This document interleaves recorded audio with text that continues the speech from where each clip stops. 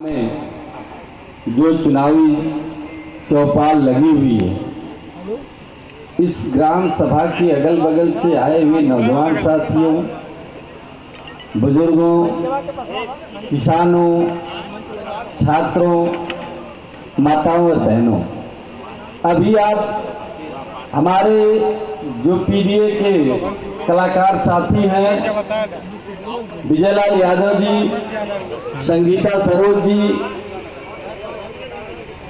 महेंद्र यादव जी, आप लोगों ने अपने मुखार बिंदुओं से देश की राजनीतिक हालात पर परिचर्चा किया,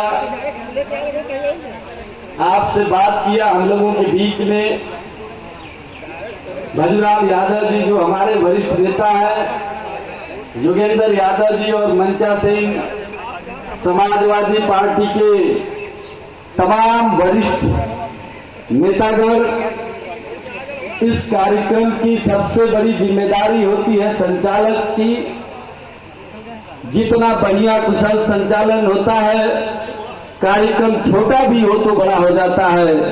विकास प्रजापति जी, आप सबका मैं हार्दिक स्वागत अभिनंदन वंदन करते हुए, प्रदेश से आए उपाध्यक्ष जी शंकर यादव जी, स्टेट मीडिया प्रभारी हरेंद्र यादव जी जो हमारे पार्टी से बिलोंग करते हैं, आपका भी हार्दिक स्वागत अभिनंदन वंदन करता हूं। मेरे साथियों, देश के अंदर जो चुनावी समर चल रहा है, यह चुनाव केवल राजनीतिक चुनाव नहीं है, केवल सदन में बैठने के लिए चुनाव नहीं है, केवल सांसद और एमपी बनाने के लिए चुनाव नहीं है। यह चुनाव हिंदुस्तान के किसानों के, हिंदुस्तान के उस अंतिम पायदान पे बैठे हुए व्यक्ति के चेहरे पर मुस्कान के लिए चुनाव है। यह चुनाव आपके बच्चों के भविष्य का चुनाव है। यह चुनाव माताओं और बहनों की सुरक्षा का चुनाव है। यह चुनाव देश की आजादी में हजारों हजार शहीदों के अरमान का चुनाव है। यह चुनाव गांधी जी के उस दर्शन का चुनाव है जहां पर हिंदू, मुस्लिम, सिख, ईसाई हिंदुस्तान की खूबसूरती मानी जाती है दुनिया के अंदर, उसको बचाने का चुनाव है।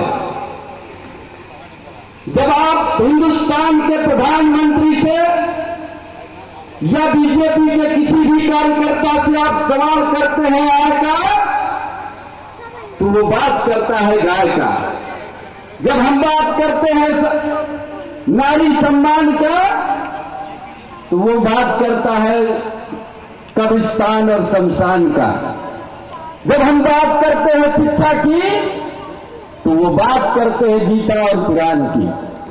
जब हम बात करते हैं इस देश की एकता और अखंडता के रूप में भारतीय संविधान की, तो वो बात करते हैं पाकिस्तान की। ऐसे फरेबियों से बचाने के लिए और आपके देश के नौजवानों को रोजगार दिलाने के लिए यह चुनाव है। यह चुनाव किसानों के हक की चुनाव है। आज जो वर्तमान सरकार आपकी देश में चल रही है, यह देश में धार्मिक उन्माद को पैदा करके देश की कौमी एकता को, देश की गंगा जमनी तहजीब को समाप्त करने वाले लोगों के बीच और लोहिया और गांधी के मानने वालों के दो विचारधाराओं के बीच आज आपकी भेजना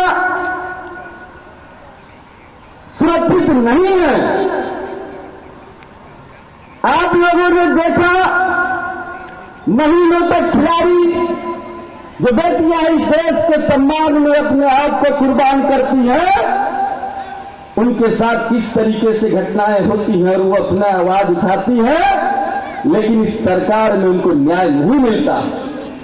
हमारे नेता राजीव गांधी जी ने कभी सपना